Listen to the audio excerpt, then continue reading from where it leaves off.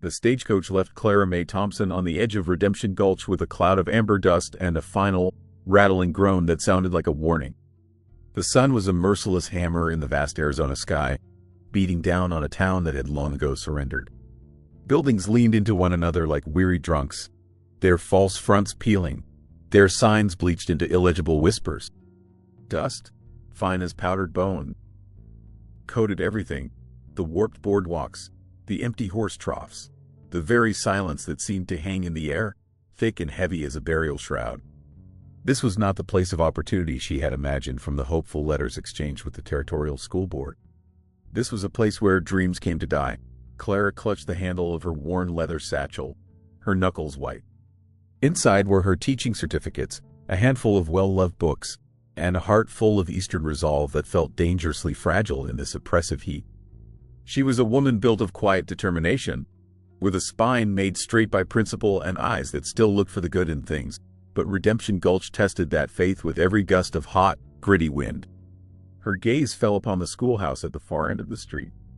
It was less a building and more a suggestion of a one-room shack of sun-warped timber with a sway-backed roof and windows like vacant eyes, a few jagged shards of glass still clinging to their frames. A broken promise, made manifest in wood and rust. Inside, it was worse. The air was stale with the ghosts of last year's chalk dust and the lingering scent of mouse droppings. A dozen small, battered desks were arranged in crooked rows, their surfaces carved with the initials of children who had likely moved on or given up. Yet, the next morning, they came. 6 of them, small and solemn, with hollows in their cheeks and a deep, guarded caution in their eyes. There was little Thomas, a boy of 7 who flinched at any sudden movement. The Miller twins, Sarah and Beth, who shared a single pair of scuffed boots between them, and 3 others who looked as if they carried the weight of their family's hardships on their thin shoulders. They were her flock, her purpose. For them, Clara scrubbed the floors, patched the largest holes in the walls with canvas from her own trunk, and drew bright letters on the cracked blackboard, pouring every ounce of her hope into this forgotten corner of the world. That fragile peace was shattered a week later. The sound of heavy hooves and coarse laughter announced their arrival before the shadows fell across the doorway. A man stepped inside, blocking the light. He was handsome in a cruel, polished way, with a silk vest that seemed to mock the town's poverty and eyes the color of cold slate. Behind him, 2 hired men lounged against the doorframe, their hands resting on the pistols at their hips, smirking at the sight of the children huddled together. "Miss Thompson, I presume," the man said, his voice slick with an authority he clearly enjoyed. "Silas Stone. My family founded this town, which is to say, we own it." He gestured vaguely at the crumbling walls around them. "And this shack sits on stone property." Clara moved to stand between him and the children, her heart a frantic drum against her ribs. "The town council assured me this building was designated as the schoolhouse." Silas chuckled. A dry, unpleasant sound. "The council," he said, as if the word were a joke, "works for my father. And my father is reviewing the lease." He let the word hang in the air, heavy with unspoken threat. "We're considering a more profitable venture for this prime location. Another saloon, perhaps. More fitting for a town like this, wouldn't you agree?" His men laughed. One of them deliberately kicked a cloud of dust toward the children, and Thomas coughed, burying his face in his hands. "These children need a place to learn," Clara said, her voice trembling but firm. "This is their future." Silas's smile widened, but it held no warmth. "Their future," he said, his gaze sweeping over the small, frightened faces, "is in the mines, same as their fathers. Don't fill their heads with useless fantasies." He tipped his hat with mock courtesy. "You have a week. After that, I'd suggest you find the next stagecoach out of here. It would be a shame for all these lovely books to get misplaced." He turned and left, his men following like vultures. The moment they were gone, little Sarah Miller burst into quiet, choked sobs. Clara knelt and pulled the child into her arms, her own hope crumbling like the cheap plaster on the walls. She went to the sheriff's office that afternoon. The man behind the desk was a husk, his face a roadmap of regret, his badge tarnished. He listened to her story without once meeting her eyes, then sighed and pushed his chair back. "Miss, the only law in Redemption Gulch is the Stone family. You do well to listen to Silas. He's threatening children, Clara insisted. He's going to tear down the school. The sheriff just shook his head. It's his land. Nothing I can do. Defeated, Clara stepped back out into the punishing sun, more alone than she had ever been. Her gaze drifted to the edge of town, toward the blacksmith's forge where a man stood in the shadows, leaning against the sun-baked adobe. She had seen him before. He was a constant, silent presence, a tall figure with broad shoulders and a stillness that set him apart from the town's nervous energy. He never spoke to anyone, never entered the saloon. He just watched, his face unreadable beneath the brim of a worn hat. He looked tough, dangerous even, but his eyes, when she'd caught them once, held a profound weariness, a sorrow that felt ancient. He was an outsider, a ghost, and in her desperation, a wild, foolish idea took root. She spent the rest of the day watching him from a distance. As evening fell and the sky bruised into shades of purple and orange, he remained, a lone sentinel at the edge of the dying town. Taking a deep breath, Clara straightened her dress, smoothed her hair, and walked toward him. Her savings amounted to a pittance, barely enough for a stagecoach ticket, but it was all she had. He heard her approach, his head turning slowly. Up close, he was even more imposing.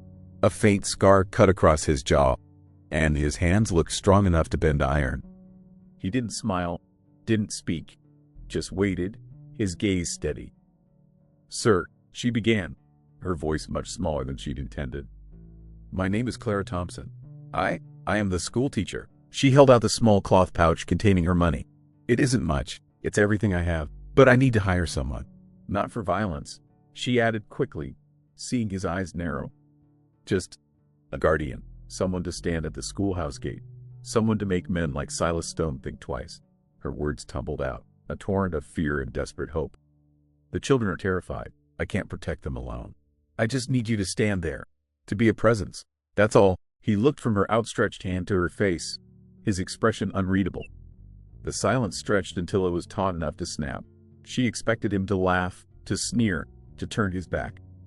Instead, he took a slow breath and finally spoke, his voice a low rumble, like stones shifting deep underground.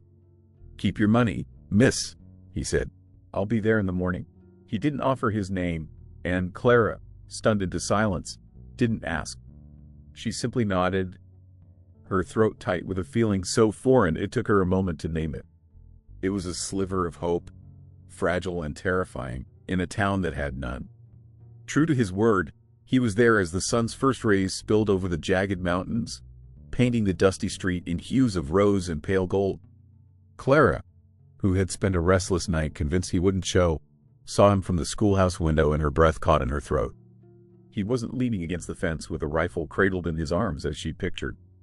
Instead, he had a heavy canvas sack slung over one shoulder, and in his hand, he carried not a weapon, but a hammer. He gave a single, curt nod in her direction and then, without another word, set to work. The first thing he did was inspect the rickety porch steps where little Thomas had tripped just yesterday. He tested a board with the heel of his boot, and it gave way with a soft, rotten crunch. For a long moment, he just stared at the splintered wood, his jaw tight. Then he opened his sack, pulled out a pry bar and a saw, and began the slow, methodical process of demolition. Soon, a new sound filled the morning air in Redemption Gulch, one that cut through the oppressive silence. It was the rhythmic, steady beat of a hammer striking true. Thwack, thwack, thwack. It was a sound of construction, of mending, a sound so alien in this decaying town that it felt like an act of rebellion. Clara watched from the doorway, a dish towel twisted in her hands, entirely bewildered. She had hired a guardian, a deterrent. She had gotten a carpenter. When the children arrived, they gave the tall, silent man a wide berth, their small faces a mixture of fear and awe. But he paid them no mind, his focus entirely on the task at hand. By the time Clara rang the small brass bell for lessons to begin, he had replaced the 3 broken steps with sturdy new planks, solid and secure. The first test came mid-morning. 2 of Silas Stone's men rode by, their horses kicking up dust.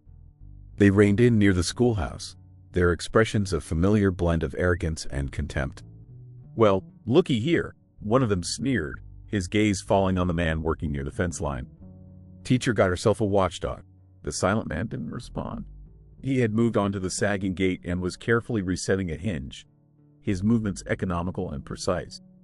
The second man spat a stream of tobacco juice into the dirt. You deaf, old man, or just too dumb to know who runs this town? Slowly, the man straightened to his full height. He turned, the hammer still held loosely in one hand, and simply looked at them. He said nothing. His face remained a stony mask, but his eyes, steady and gray as a storm-swept sea, held a weight that was more potent than any threat. He just stood there, a silent, unmovable object, and waited. The two riders shifted in their saddles, their smirks faltering under that unwavering gaze. After a tense moment, the first one muttered a curse, yanked on his reins, and they rode on. Inside, Clara let out a breath she hadn't realized she was holding. He hadn't drawn a gun, hadn't raised his voice. He had won the confrontation with nothing more than sheer, unyielding presence. Over the next few days, this quiet, perplexing routine continued. He arrived at dawn and worked until dusk. He patched the leaking roof with shingles he'd scavenged from a collapsed shed behind the livery. He replaced the broken panes of glass in the windows with carefully cut pieces of oiled canvas that let in a soft, diffused light, making the little schoolroom feel almost serene. And slowly, he began to interact with the children in his own spare, wordless way. He noticed Sarah Miller, who often sat alone during recess, her eyes wide and haunted. One afternoon, he sat on the new porch steps, pulled a small block of pine and a whittling knife from his pocket, and began to carve. He didn't look at her, didn't speak to her. But as the wood shavings fell away, a small, intricate bird began to take shape in his calloused hands. When he was finished, he smoothed its edges, ran a thumb over its delicate wings, and, without a word, placed it on the step beside her before walking away to check the fence. Sarah stared at the wooden bird for a full minute before picking it up, her small fingers closing around it as if it were the most precious thing in the world. Another day, he saw Thomas struggling to tie a knot in a piece of rope for a makeshift swing. The boy's face was screwed up in frustration, his small hands fumbling. The man knelt beside him, wordlessly took the rope, and with a few deft movements, tied a perfect bowline knot. Then he guided Thomas's hands, showing him how to loop the rope, how to pull it tight, until the boy could do it himself. A rare, hesitant smile broke across Thomas's face, and for the first time since Clara had met him, he didn't flinch when the man's large hand briefly rested on his shoulder. Clara's fear of him had long since evaporated, replaced by a deep and unsettling curiosity. One afternoon, she brought him a tin cup of cool water from the well. He was rehanging the schoolhouse sign, which had been dangling by a single rusted nail. "I don't know your name," she said softly. He took the water, drank deeply, and handed the cup back. "Jed," he said. "Just the one word."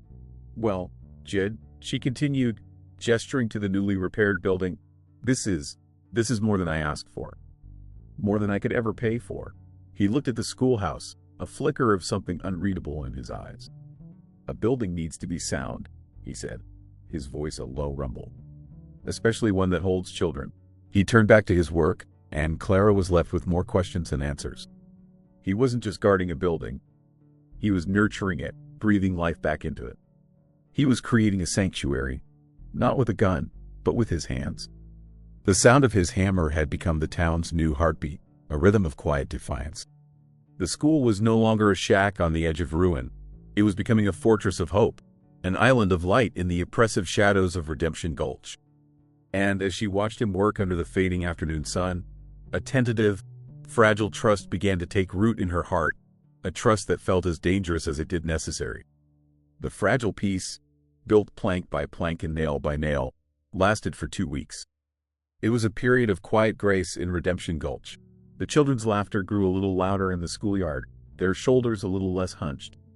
Clara found herself smiling without thinking, the deep lines of worry around her eyes beginning to soften. Jed remained a man of few words, but his presence had become as constant and reassuring as the mountains on the horizon. The sound of his hammer was the first thing she heard in the morning and the last thing she heard as dusk settled. He had become more than a guardian. He was an anchor. But Silas Stone was not a man who tolerated anchors. His patience, thin as a gambler's promise, had finally snapped. He arrived on a Tuesday, just as the children were gathering their slates for their arithmetic lesson. This time, he did not come with hired thugs looking for a fight.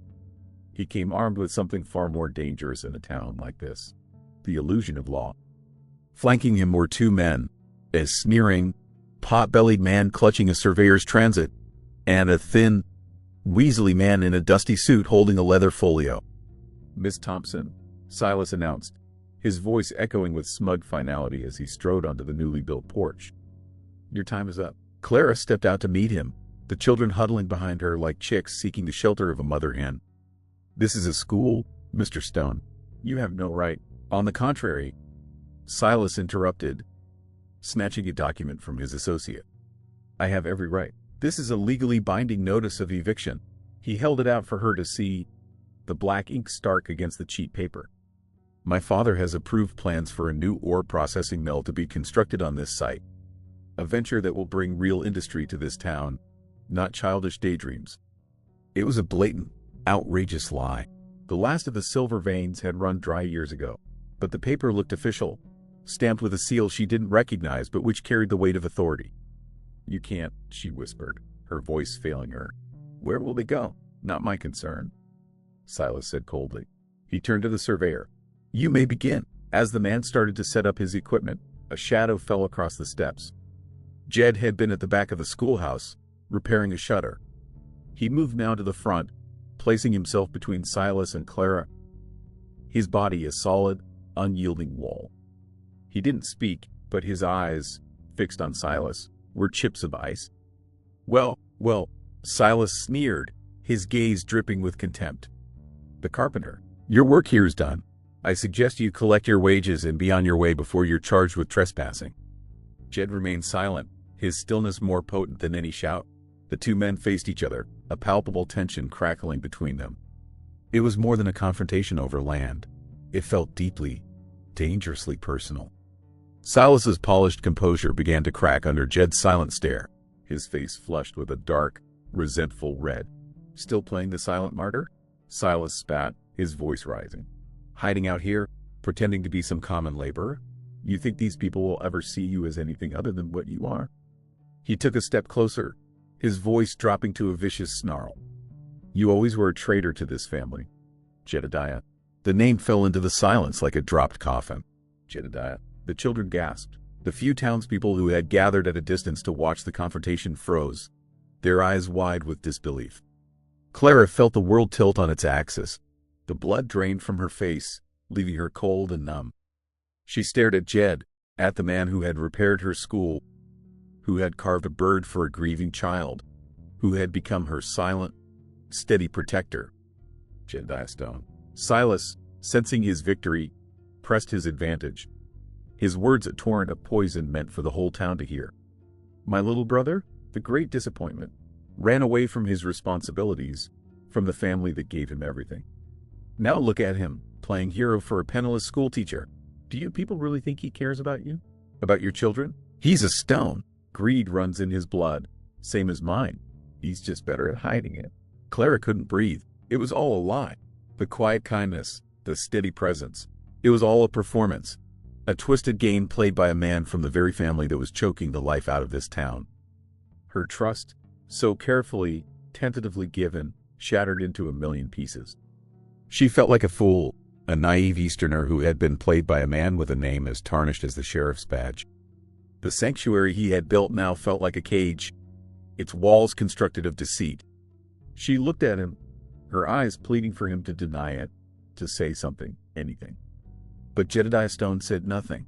His face was a mask of stone, but his eyes, when they met hers for a fleeting, agonizing second, were filled with a raw, bottomless pain. "Get up," Clara whispered, the words barely audible but sharp as broken glass. When he didn't move, her voice rose, filled with the fury of a broken heart. "Get out," Silas laughed, a triumphant, ugly sound. He had won. He had not only secured the land, but he had destroyed the one flicker of hope the town had seen in years. He had turned their protector into the devil himself. Jedediah turned and walked away. He didn't look back. Each step he took away from the schoolhouse felt like a part of him was being ripped out, but he obeyed her command without a word of protest. What could he say? In that moment, with his brother's accusations hanging in the air like poison, any defense would have sounded like another lie. He retreated to the hills, to the small, hidden cabin he built with his own hands years ago. A hermit's refuge of rough-hewn pine and stone, a place meant for forgetting. In his absence, Redemption Gulch descended back into its familiar state of fear. Only now it was worse. The sliver of hope had been extinguished, replaced by a bitter, resentful cynicism. Clara became a pariah. The townspeople, who had begun to warm to her, now looked at her with a mixture of pity and suspicion. She was the woman who had brought a stone into their midst, who had been foolish enough to trust the enemy. Silas wasted no time in tightening his grip. He didn't need to post guards at the school anymore. Fear did the job for him. He had his men block the main path with a fallen log, forcing the children to take a long, treacherous route through thorny scrub. The town's only store owner, a man with a perpetually worried face, suddenly refused Clara credit for chalk and lamp oil, his eyes darting nervously toward the street as he mumbled apologies about his ledgers. A few days later, the school's well was fouled, the water turning murky and bitter overnight.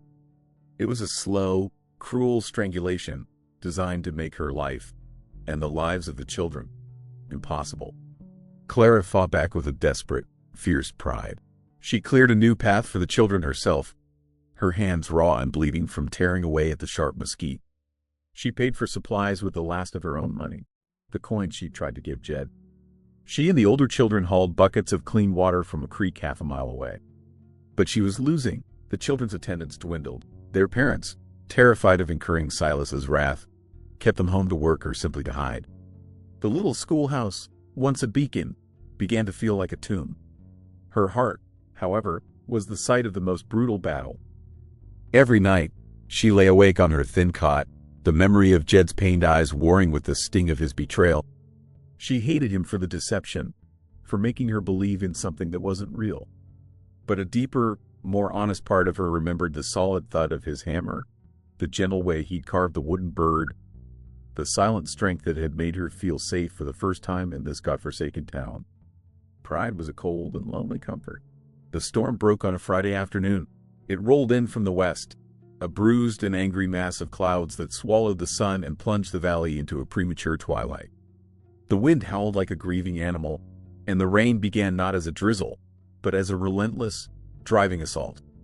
It was a storm that mirrored the turmoil in Clara's soul.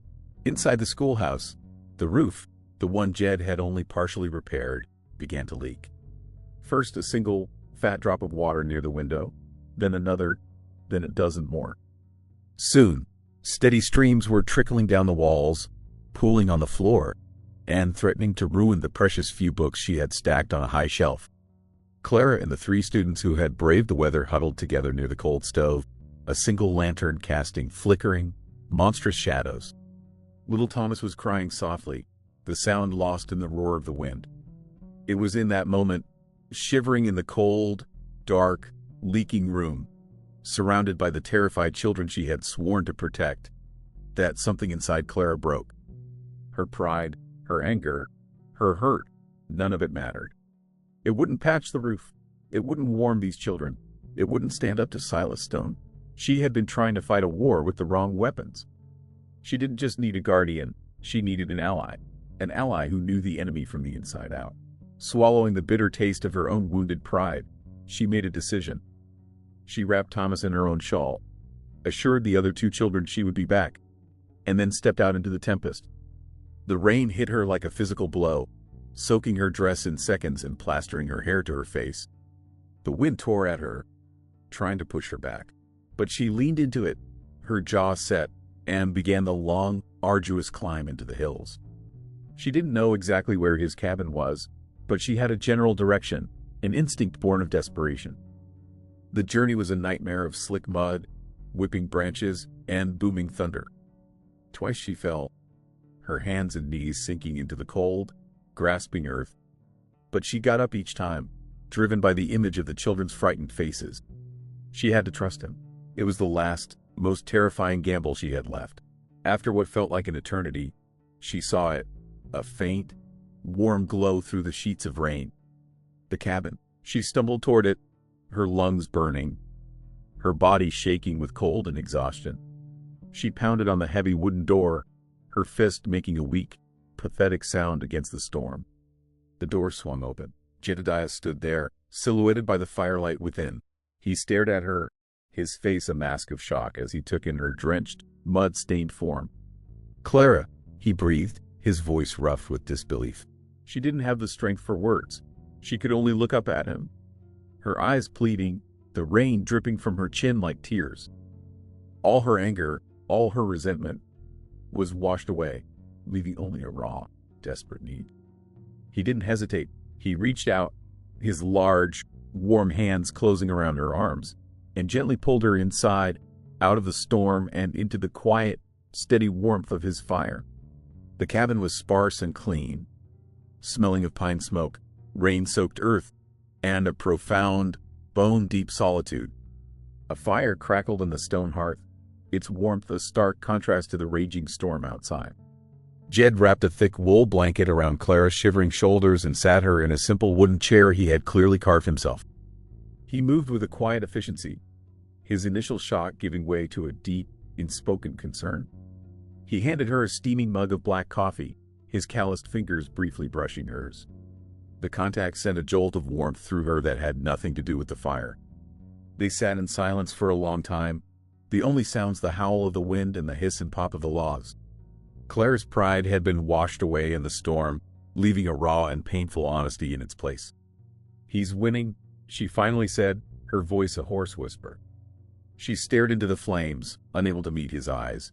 "Silas is choking us out, piece by piece. The store, the children are afraid to come to school. I was wrong to send you away. I was hurt and foolish." Jed's gaze was steady. "You had every right to be hurt, Clara. I should have told you who I was from the start. Why didn't you?" The question was soft, not an accusation, but a genuine plea for understanding. He took a slow breath, the firelight carving deep shadows into his face. "Because I hated that name more than you ever could," he said, his voice low and heavy with the weight of years. "I left that life behind after the collapse at the Black Creek mine. My father owned it. He'd been warned the supports were failing, but pushing for one last silver strike was more important than the lives of the men underground. 12 men died. Silas helped him cover it up, paid off the right people, silenced the widows with threats. I called them murderers. My father called it business." He looked up, and for the first time, Clara saw the full depth of the anguish in his eyes. "He told me I didn't have the stomach for what it took to build an empire. He was right. I walked away that day and never looked back. I dropped the family name, took up a hammer instead of a ledger, and swore I'd never be a part of their world again." The story settled between them, heavy and tragic. She finally understood. He wasn't hiding his identity out of malice. He was running from it. "But you can't run from it, can you?" she said softly. "Not when it's hurting people, you." She trailed off, unable to finish the sentence. "No," he agreed, his voice a low rumble. "Not anymore." A new alliance was forged in that moment, one built not on a fragile, unspoken trust, but on a shared, painful truth. "His power isn't just in his money," Jed explained, leaning forward, his focus sharp and clear. "It's in the debts. He and my father hold paper on nearly every soul in that town. The sheriff, the store owner, the liveryman. They're all caught in the same web. Then how do we fight him?" Clara asked. "We don't fight Silas," Jed said, a new, steely resolve in his tone. "We go around him. We fight with the one thing he can't control, my father's legacy." He explained that Elias Stone, the patriarch, was a ruthless man, but he was also deeply obsessed with the Stone name being remembered with a kind of frontier prestige. He had made promises in the early days, when Redemption Gulch was just a hopeful outpost, before greed had fully consumed him. "He promised the town a school," Jed said, his eyes gleaming with the spark of a daring plan. "He deeded the land for it in the original town charter. I'd bet my life he never officially transferred it to Silas. It was a point of pride, his one charitable act. If we can find that charter, we can prove the land was never his to take." It was a long shot, a desperate gamble, but it was the only one they had. The storm passed before dawn. As the first light broke, they rode back down into the valley, no longer a teacher and her mysterious guardian, but partners. Their first stop was the dusty, neglected town records office, a small adobe building little bigger than a closet. While Jed worked a rusted lock, Clara went to rally the few people she thought might still have a scrap of courage left. She found the blacksmith, a burly man named Gus, his face grim but his eyes kind. She spoke to the miners' widows, women who knew the cost of the stone's ambition better than anyone. At first, they were hesitant, their fear a palpable thing. But as Clara spoke, her voice filled with a conviction that came from a place beyond pride, something shifted. They saw not a naive Easterner, but a fighter, one of them. Meanwhile, Jed found the charter. It was buried at the bottom of a moldy crate, the paper yellowed and fragile, but the ink, and the signature of Elias Stone, was clear. Armed with the proof, he didn't ride back to the school. He rode straight toward the lion's den, the opulent, cold fortress of the Stone family ranch. He found his father in a leather armchair in a cavernous study that smelled of old paper and bitter regret. Elias Stone was a shadow of the Titan Jed remembered, his body frail, his hands thin and trembling. But his eyes were still sharp, still calculating. Jed didn't waste words on anger or recrimination. He laid the town charter on the desk between them. "You made a promise, Father," he said, his voice quiet but firm. "You gave the town that land, a place for their children. Was that a lie, too?" The old man stared at the document, his breath catching. "Silas is tearing it down," Jed continued. "He's using your name to bleed the last drops of life from that town. Is that the legacy you want to leave behind? To be remembered as the man who gave a promise with one hand and sent his son to break it with the other?" For a long moment, Elias Stone said nothing. He looked from the charter to his estranged son, the one who had defied him, the one who now stood before him not as a rebellious boy, but as a man of principle. A flicker of something, shame, perhaps, or a long-buried memory of a better man, crossed the patriarch's face. He picked up a pen, his hand shaking, and pulled a fresh deed from his desk. "Tell me what it needs to say," he rasped. Jed had not come for a fight. He had come for a reckoning, and in the quiet scratch of a pen on paper, the soul of a town and a family hung in the balance. The victory in Elias Stone's study was not a thunderous clap of justice, but a quiet, seismic shift. The old man, confronted with the ghost of a promise made in a more hopeful time, signed the new deed with a trembling hand. He officially granted the schoolhouse and the acre of land it sat upon to the township of Redemption Gulch, in perpetuity, for the education of its children. The words were a quiet rebuke to Silas, effectively stripping him of his power over Clara and her flock. Humiliated and disarmed by his own father, Silas vanished from the town's affairs, retreating to the cold fortress of the family ranch like a snake slithering back under a rock. The threat was gone. A collective, cautious breath was exhaled across the valley. The story then unspools into the following spring. The harsh, biting winds of winter had given way to a season of tentative rebirth. The Arizona sun, once a merciless hammer, now felt like a gentle, warming hand. Patches of vibrant wildflowers, Indian paintbrush and desert marigold, began to push through the hard-packed earth, adding defiant splashes of color to the dusty landscape. Redemption Gulch was changing. The fear that had been the town's lifeblood for so long was slowly receding, replaced by a fragile but determined sense of community. The deed to the schoolhouse, posted publicly by the blacksmith, had become a symbol of their collective victory. Inspired, the townspeople began to invest in their own futures. Shutters were repainted, fences were mended. The oppressive silence was gradually filled with the sounds of hammers and saws, the murmur of conversation at the general store, and the previously unthinkable sound of children's laughter echoing in the street. The schoolhouse itself was the heart of this transformation. It was no longer a dilapidated shack, but a sturdy, welcoming haven. With labor donated by the town's few able-bodied men and funds raised by the miners' widows, the roof was fully repaired, the walls whitewashed, and a new wing was under construction. Clara had helped establish a proper town council, and for the first time, the people of Redemption Gulch were making their own decisions. Jedediah had stayed. He had not retreated to his solitary cabin in the hills. Instead, he had walked back into the town that bore his family's name and began the painstaking work of reshaping its legacy. His father, in a final, surprising act of contrition before his health failed completely, had granted him his portion of the family inheritance. Jed used it not for himself, but for the town. He bought the failing general store and the livery, not to own them, but to turn them into cooperatives, run by the very people the Stones had once oppressed. He was no longer Jedediah Stone, the exile, or Jed, the mysterious carpenter. He was simply Jed, a cornerstone of the community, a man whose actions spoke a language of redemption that everyone could understand. Clara, too, had found her place. She was more than a schoolteacher now. She was a founder, a leader, her quiet determination having ignited a fire in the heart of the town. She had arrived in Redemption Gulch a stranger with a satchel full of books and dreams. Now, this town, this school, these children, they were her home. The final scene unfolds on a bright, warm afternoon. Clara is in the schoolyard, her sleeves rolled up, her face smudged with dirt, a happy flush on her cheeks. She and the children are planting a garden in the patch of land in front of the school, turning the dusty earth into a place of life.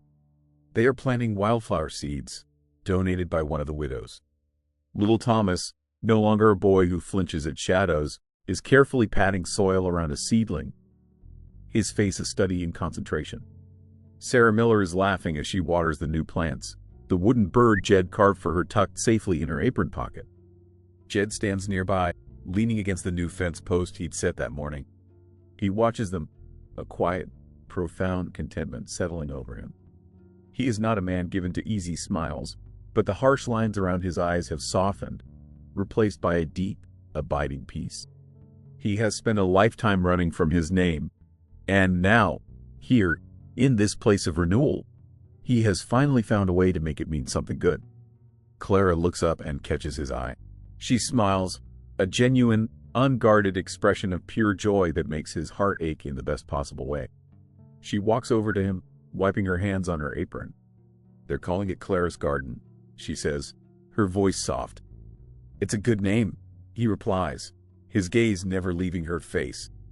They stand together in comfortable silence, a silence no longer filled with unspoken questions or painful histories, but with a deep, shared understanding. The future of Redemption Gulch is uncertain, and the scars of the past will not fade overnight. But here, in this moment, with the sun on their faces and the sound of children's laughter in the air, anything feels possible. "You built this, Clara," he says, his voice a low rumble. "All of it," she shakes her head, her eyes shining. "No, Jed," she says softly. "We built it. There is no grand romantic declaration, no dramatic kiss. There doesn't need to be. In that simple, powerful word, everything is said. They are a partnership. They are a family, with the children of this reborn town as their own." They turn back to watch the garden, a vibrant, hopeful promise taking root in the Arizona dust, ready to grow something beautiful together.